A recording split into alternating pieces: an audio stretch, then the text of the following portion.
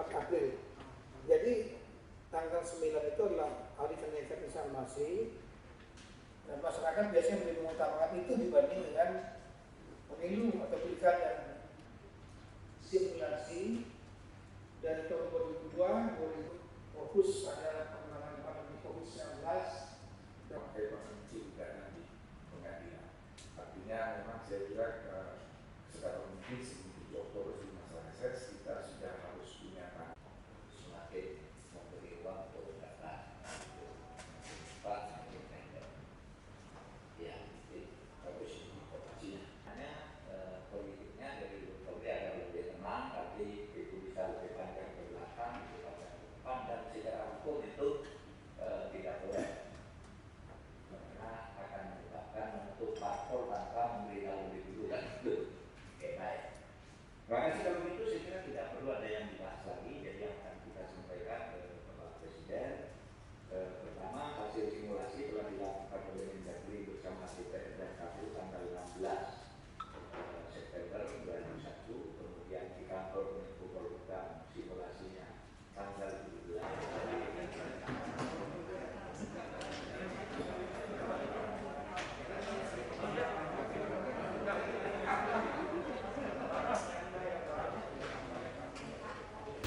Pak Mahfud, apa sejauh ini sikap Presiden atau pernyataan Presiden kepada Bapak tentang persiapan pemilu 2024 mendatang? Ya.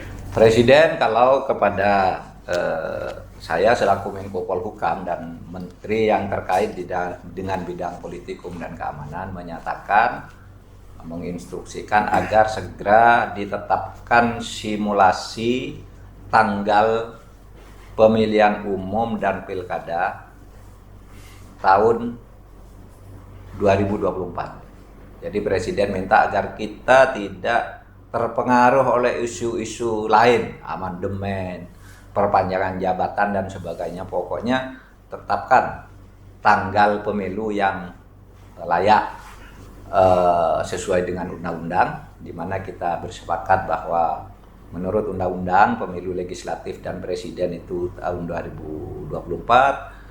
Pemilu kepala daerah atau pilkada juga tahun 2024. Presiden minta tetapkan tanggal, nanti dibicarakan dengan DPR dan KPU dan Bawaslu dan lembaga terkait lainnya.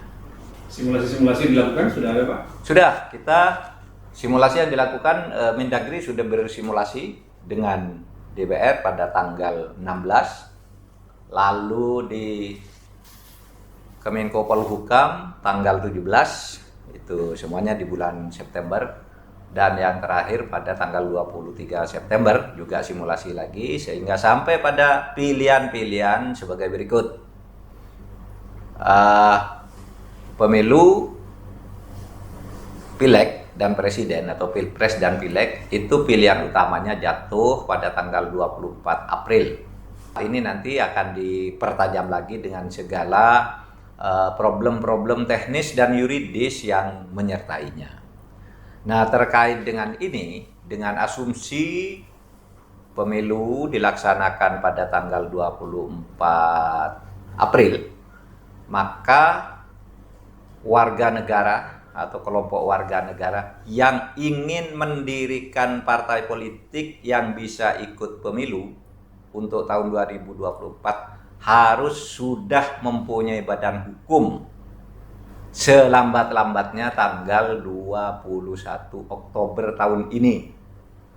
21 Oktober itu harus sudah mempunyai badan hukum, bukan harus sudah mendaftar untuk mendapat badan hukum, tapi SK badan hukumnya itu sudah keluar. Menurut undang-undang. Karena menurut undang-undang nomor 2 tahun 2011 tentang partai politik itu boleh ikut pemilu kalau sudah mempunyai badan hukum sekurang-kurangnya 2,5 tahun sebelum pemungutan suara pada tahun yang bersangkutan.